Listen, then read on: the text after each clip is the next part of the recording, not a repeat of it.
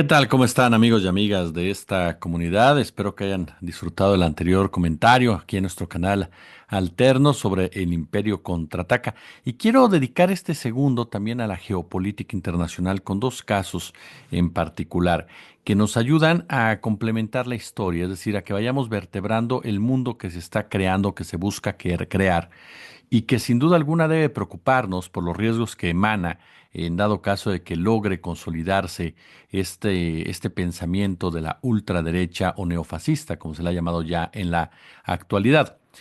Es el caso de Milei y no se trata de repetirlo como perico, sino por las consecuencias que tiene. Y el caso de Europa particularmente. En el primer caso nos topamos precisamente con un estafador. Más adelante ustedes verán unas excelentes colaboraciones en el otro canal con Luis Guillermo Hernández y con este Fabricio Loruzzo hablando precisamente de este tema. Pero yo me quiero ir un poquito más a la relación con los Estados Unidos y también con lo que está pasando en Argentina. ¿Por qué? Porque, a ver, de entrada, y para que entendamos también el comportamiento que tienen, ¿no? Varios de estos libertarios, neoliberales, neofascistas, como se quieran llamar, a final de cuentas, juegan tanto con los conceptos económicos que por eso hay hoy por hoy una discusión en torno de quién es quién. Pero al final de cuentas, yo creo que más allá de eso los tenemos que ubicar en la ultraderecha, en el neofascismo, más allá de sus conceptos económicos. Sé que es complicado, sé que esto abre la puerta a varios debates, pero me parece que el principal punto de concordancia que tienen todos estos personajes es crear gobiernos oligárquicos de un tinte conservador, no, o más bien dicho, no un tinte, de una corriente completamente conservadora, la cual por supuesto responda a un imperialismo norteamericano. El fiscal federal Eduardo Taino en Argentina avanzó en la investigación sobre la creación y lanzamiento de las criptomonedas Libra con el objetivo de determinar las circunstancias de su desarrollo y la participación de los imputados, entre ellos el presidente Javier Milei. El Ministerio Público consideró que hay elementos suficientes para dar inicio a una investigación que tiene como principal sospechoso al jefe de Estado. Estamos hablando que después de colectar 112 denuncias formuladas en contra del presidente y algunos de sus colaboradores cercanos, la jueza María Servini ratificó una veintena de presentaciones que quedaron acumuladas en su despacho. Ahora, el diario La Nación da a conocer más información relacionada con este tema. La noche del jueves 21 de noviembre del 2024, en el Hotel Four Seasons de Buenos Aires, el empresario detrás de Libra, Hayden Mark Davis, y su equipo celebraron. Cenaron, pidieron tragos, brindaron con champán, y cuando les preguntaron por qué, la respuesta fue contundente. Replicaron que el presidente Javier Milei les había firmado todo, todo, según confirmaron dos fuentes consultados por La Nación. Al decir todo, aludían a un acuerdo contractual que dejaría en manos de Davis y sus empresas la representación del Estado argentino en las áreas de criptomoneda, blockchain e inteligencia artificial. Davis alardeó sobre eso entre sus allegados, según reconstruyó La Nación, que no logró acceder a una copia rubricada de ese supuesto convenio. Horas antes, Davis y Mauricio Novelli, otro de los empresarios ligados al negocio de Libra, había ingresado a la Casa Rosada. Autorizó su ingreso la Secretaría General de la Presidencia, que depende de Karina Milei, aunque no quedó registro de con quién se encontraron. Fue una visita breve, de acuerdo a los registros oficiales que obtuvo la Nación, en base a un pedido de acceso a la información pública. Entraron a las 2:30, se fueron a las 3:17. Los registros de la Casa Rosada consignan un tercer visitante, Glenn Brooks, un empresario estadounidense que Davis presentó a todos sus interlocutores como su tío, que viajó a la Argentina para evaluar inversiones y en lo posible ganar negocios. Él también participó en la noche de los festejos en el Four Seasons. Es un misterio si existen o no esos documentos. Por ahora no han aparecido. Los tendría Davis, quien retornó a Estados Unidos. Algunas versiones sostienen que recaló en Dallas, Texas, pero que contrató custodia privada y se mudó a un destino secreto, junto a su familia, por las amenazas que recibió desde el colapso de Libra, con pérdidas multimillonarias en la madrugada del sábado 15 de febrero. Ahora, este punto es muy importante para entender dos cosas. El Poder Judicial en Argentina es un poder sumamente corrupto. El hecho de que comience a avanzar nos habla de dos cosas. La primera, de una verdadera pantalla para tratar de que las cosas se asienten, se calmen y al final de cuentas tomen una determinación que beneficie a Milei. O la segunda, que realmente dentro del poder argentino haya todavía algunas voces que decidan ir más a fondo. No olvidemos que el único país que ha castigado los crímenes de las dictaduras en el mundo se llama Argentina y fue su poder judicial el que jugó un papel determinante, entre otros, por supuesto, actores y factores que fueron claves e indispensables en el mismo.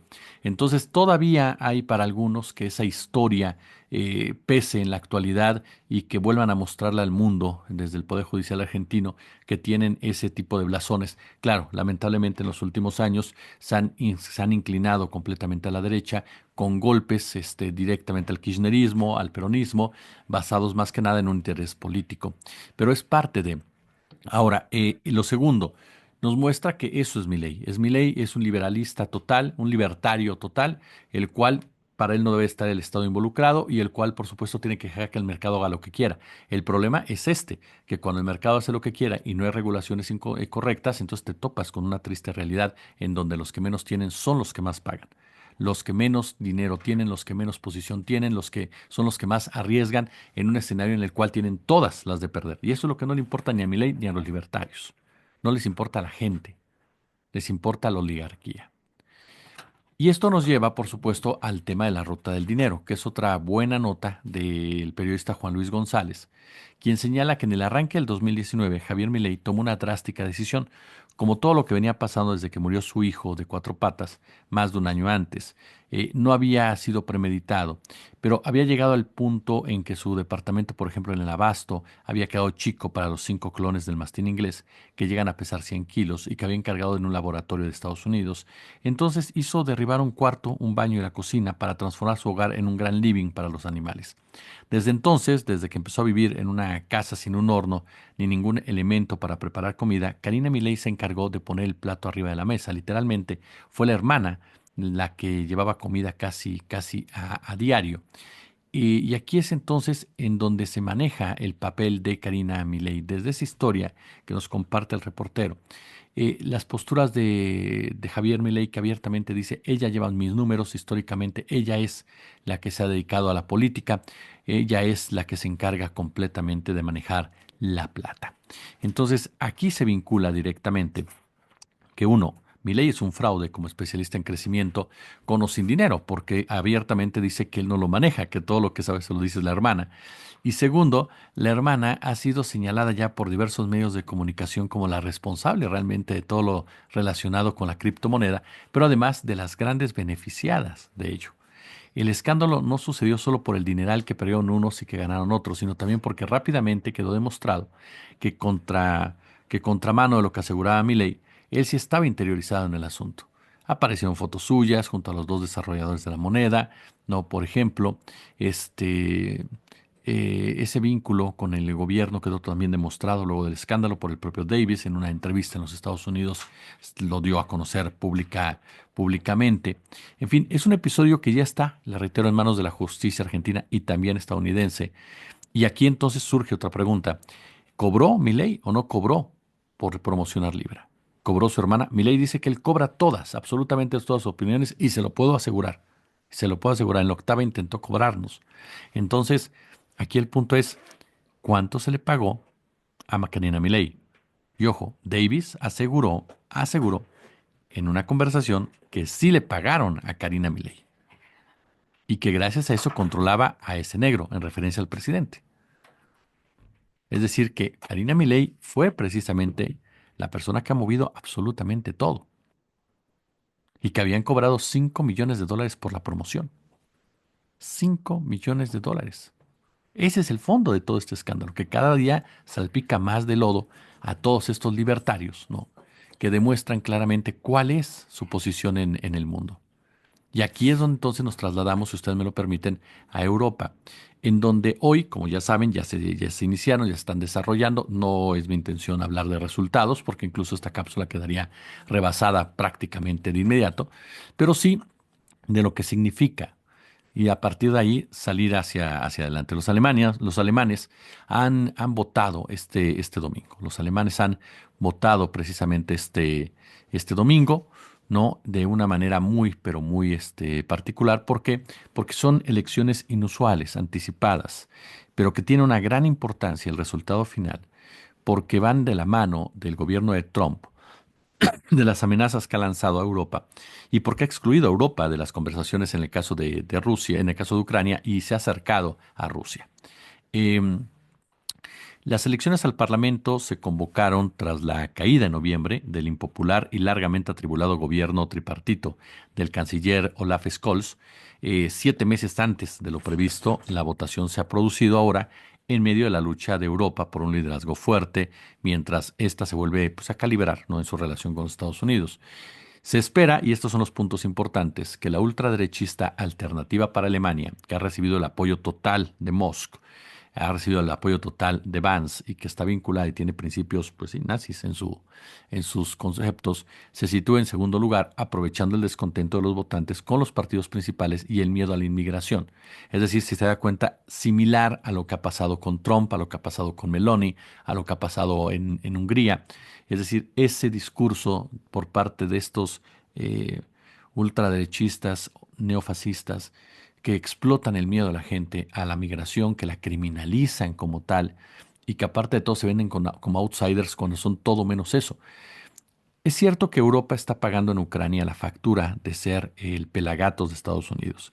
Dejó que los estadounidenses se metieran en la revolución ucraniana o en el conflicto ucraniano, hay que ser honestos, en el conflicto ucraniano, para sustituir precisamente la influencia rusa por la americana y que instalaran sus misiles a las puertas de Rusia, lo que no justifica, por supuesto, lo que vino después, pero sí lo explica en gran parte.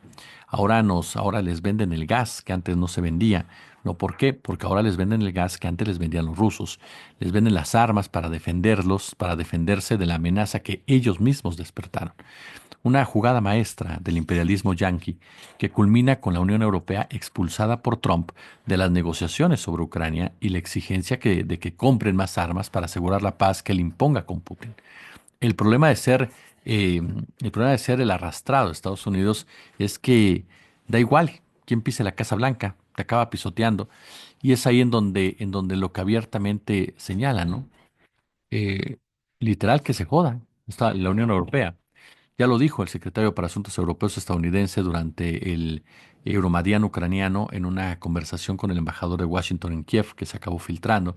Y desde entonces Estados Unidos ha invertido millones en la seguridad de Ucrania, le ha prometido a los ucranianos la entrada en la OTAN para provocar a Moscú, mientras que Europa se arrodillaba, hasta que llega Trump y le dice a Zelensky que se olvide de la OTAN y anuncia que le darán a su amigo Putin el territorio que pide mientras él se queda con las tierras raras para su tecnología, como quiere Elon Musk.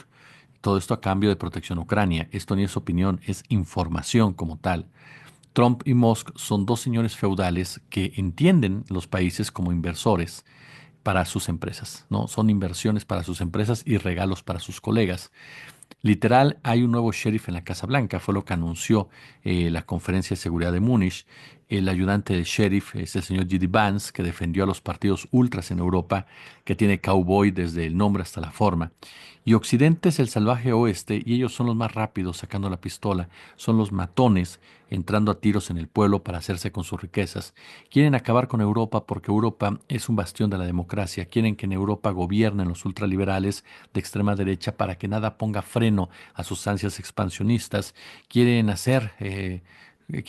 imponer por la fuerza un nuevo orden mundial donde el imperialista yanqui se alía con los demás imperios necesarios para enfrentarse a China en una nueva versión de la Guerra Fría. Y Zelensky ha corrido a pedir socorro a Europa para que cree una fuerza europea que haga frente a los matones, pero la realidad es que esto es muy complejo, además de demasiado tarde. El único país que tiene capacidad armamentística es Francia y habría que esperar lo que pasa en esa nación, en donde también Emmanuel Macron ha ido perdiendo credibilidad por esta actitud sumisa hacia los Estados Unidos. La Unión Europea, pues totalmente ha actuado de una manera muy, pero muy, muy complicada. Sobre todo cuando Trump dice Europa no participará en las conversaciones como tal. El general Kit Kellogg no fue tajante, dijo Europa ya no pertenece a Europa, Europa pertenece a los americanos. Entonces, cuidado con eso, ¿no? los pistoleros yanquis entraron en Múnich pegando tiros y los europeos simplemente no les plantaron cara. Y Trump volvió con los discursos imperialistas explícitos que sepultan todas las formalidades de la diplomacia. Propone erigir una nueva edad de oro para su país sobre los escombros del resto, comprar Groenlandia, recuperar Panamá, anexar Canadá. Son proclamas extremas de una pretensión imperial sin disfraces. Y su descaro transparenta todas las falacias del globalismo liberal, que disfraza los mismos propósitos con hipócritas exaltaciones a la democracia y la libertad. Trump lo que hace es proclamar su ambición de dominio, soslayando totalmente a los demás, pero utilizando una grandilocuencia constante. Y Europa es la pieza central del operativo trumpista. Aspira a subordinar a ese peso a la gran disputa con China y su máximo objetivo es latinoamericanizar al viejo continente a partir de las exigencias arancelarias. Demanda el suministro europeo de productos baratos y la compra de bienes norteamericanos a precios elevados. Esa desigualdad por mera imposición de la Casa Blanca ya fue anticipada por el primer Trump cuando incrementó los aranceles del acero y el aluminio, ahora para aspirar a transformar esa punición sectorial en una escalada de proteccionismo generalizado. No hay dudas de que los gobiernos del llamado viejo continente han preferido mirar hacia otro lado o únicamente contestar en voz baja y con la cabeza gacha ante las patrañas del inquilino de la Casa Blanca. La reacción europea a las medidas y decisiones imperiales tristemente ha sido la esperada, de acatamiento y de encubrimiento a Washington. Es por eso que hoy por hoy está viviendo uno de los momentos más oscuros con la debacle, el descarrilamiento del que era el motor precisamente de su desarrollo. Una vez más, el llamado viejo continente ha demostrado no tener una política independiente y preferir arrodillarse ante un aliado que nunca ha dejado de humillarlo, esa es la verdad, y que ahora amenaza precisamente con castigarlos. ¿Sabe usted cómo se calma Trump? Cuando te hincas literalmente como el señor Milei, quien aceptó alegremente y sin problema, por supuesto, ¿no? Que la aprueben, que la apliquen los aranceles. Aprobó la reciprocidad de aranceles que defiende Trump. Argentina ese es uno de los países latinoamericanos más afectados por estos gravámenes, pero él dice no pasa absolutamente nada. Prometió este sábado sumarse a la política de aranceles recíprocos defendida por Trump en un discurso en una convención conservadora cerca de Washington, en el que arremetió contra una clase política con complejo de Dios. Es decir, prefiere quebrar a su país para quedar bien con Estados Unidos, prefiere entregarle todo su país a Trump, a Musk, y eso es lo que defienden todavía algunos personajes de la derecha en el mundo. Y el punto más interesante, Trump elogió a su vasallo, elogió a Javier Milei y le dijo, estoy orgulloso, orgulloso de vos. El miedo a la derecha, y con esto concluyo, está justificado. En 1984, George Orwell nos alertó del ascenso de los totalitarismos en un futuro no muy lejano, y ese futuro ya está aquí. Esa es la realidad. La ultraderecha se ha fortalecido en el mundo. Su discurso, un discurso racista, xenofóbico, negacionista, homofóbico, un discurso de odio, se normaliza, seduce a los jóvenes. ¿Y qué se necesita para frenar el avance de la ultraderecha? Ya no solamente éxitos económicos y sociales, como está pasando en Europa, también hace falta la narrativa, ganar la narrativa, una visión política que lleve al diálogo, que lleve al consenso, que se rearme ideológicamente, que recupere templanza, mucha templanza y una perspectiva integradora para poder frenar a lo que está ya ahí y que ahora va por el mundo. Como siempre un gusto, como siempre un placer. Pulgares arriba si les gustó el video, compártanlo, déjenos sus comentarios, sus puntos de vista y ya lo sabe, super chat y super gracias si hay posibilidad.